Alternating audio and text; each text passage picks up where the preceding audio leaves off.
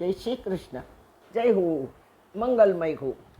આપણે ઘરના દરેક સભ્યોના જન્મદિવસ લગ્નતિથિ ઉજવીએ છીએ. બીજાના ઘરે જઈને તેઓના પણ પ્રસંગો ઉજવીએ છીએ. તો મારું કહેવું છે, ના, મારો આગ્રહ છે કે શું આપણા ઘરમાંથી બાળકો, યુવાનો, સ્ત્રીઓ, પ્રૌઢો, વૃદ્ધો, કંઈક કેટલાય સભ્યો દેવ થઈ ગયા છે. તો એ બધાની યાદમાં વર્ષમાં એકાદ દિવસ એમના નામે રાખી નહીં શકીએ? તે દિવસે ભલે ઘરના જ બધા ભેગા થાવ શક્ય હોય તો જ કુટુંબીઓ, મિત્રોને બોલાવી અને એ દિવસે ગીતાના 18 અધ્યાય 700 શ્લોકનું પારાયણ કરો. આપણા યુવાનો, બાળકો, મહિલાઓ, વૃદ્ધો, પ્રૌઢો બધા જ એમાં જોડાય. જો શક્ય હોય તો બધાને બોલાવો. ન શક્ય હોય, ન એફોર્ડ કરી શકતા હો તો માત્ર ઘરનાઓ સાથે બેસીને પારાયણ કરો. તમે કહેશો કે 18 અધ્યાયના શ્લોકોના ઉચ્ચારો ન આવડે તો શું કરવું? અરે ભાઈ, હું ના, મને બોલાવજો, હું આવીશ. મારી વાણી પણ પવિત્ર થશે. પણ એકવાર નક્કી જરૂર કરો કે વર્ષમાં ગમે ત્યારે, ગમે તે દિવસે, જ્યારે બધાને અનુકૂળતા હોય ત્યારે ભેગા થવું. પરિવારના, કુટુંબના મિત્રોને પ્રેમ ગાંઠથી બાંધવા માત્ર ધર્મનું સૂત્ર આપણને જોડાયેલા રાખશે. બાકી સ્વાર્થના સૂત્રે, ધાગાએ, દોરાએ આપણે બંધાયેલા જ છીએ કે જે ધાગો એટલો બધો ચીકણો છે કે એ જ્યારે તૂટશે ને ત્યારે આપણે વિખરાઈ જશું. માં ગીતા જો વચમાં બોલી રહી છે કે હા બેટા, સૂત્રે મણિગણા ઇવ. તમે સંસારીઓ આ કર્મભૂમિમાં મણી છો, મોતી થઈને ઉગ્યા છો. માત્ર પરોવાઈ જાઓ, એ પણ વ્યવહારના કાચા તાતણે નહીં. વ્યવહારમાં તો આપણે સ્વાર્થના તાતણે જ બંધાયા છીએ. ન છૂટકે કદાચ બંધાયા છીએ તો એ તાતણો પણ કાચા સૂતરનો હોય. કારણ કે જ્યારે આપણામાં ક્ષમતા આવે, આપણામાં તાકાત આવી જાય, પછી આપણે પરાણે બંધાતા નથી.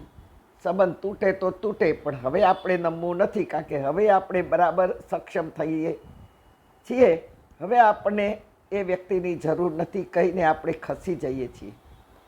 પણ આ બધા ક્યારે તૂટે, ક્યારે ખૂટે કહેવાય નહીં.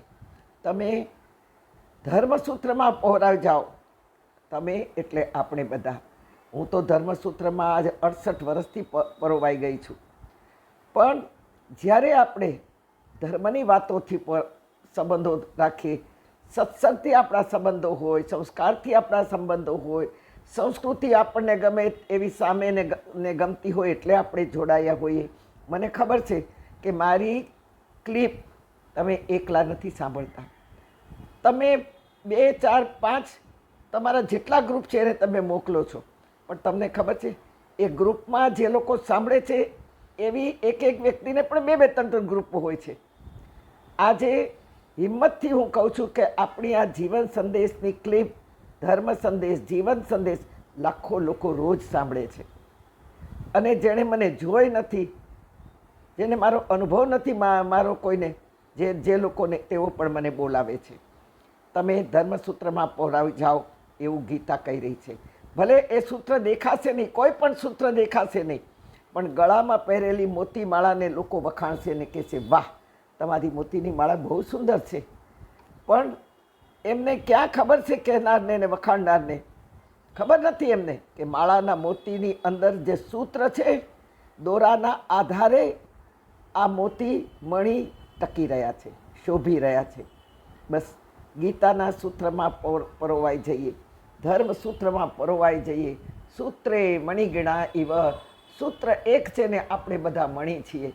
જો એકાદ મણી અથવા તો એકાદ વ્યક્તિ આપણે ધર્મને છોડી દઈશું તો કોઈ સૂત્રને ફરક પડવાનો નથી, ધર્મને કોઈ ફરક પડવાનો નથી. પણ આપણા જીવનને બહુ મોટો ફરક પડી જશે. અને ભવિષ્યમાં આપણને સમજાશે કે આપણે કઈ જગ્યાએથી હટી ગયા, ક્યાંથી આપણે આ સફરને પૂરી કરી નહીં અને અધવચ્ચેથી આપણે બધાનો સાથ છોડી દીધો. કે જે સાચા અર્થમાં સત્સંગી હતા અને જે ધર્મનો દોરો લઈને આવ્યા હતા, અમારી જેવા, મારી જેવા, એનો સાથ આપણે છોડી દીધો. નહીં છોડતા. કોઈ પણ હિસાબે આ સાથ છોડવાનો નહીં. કારણ કે પ્રભુ ઈચ્છે છે કે મારામાં જોડાયેલો રહે.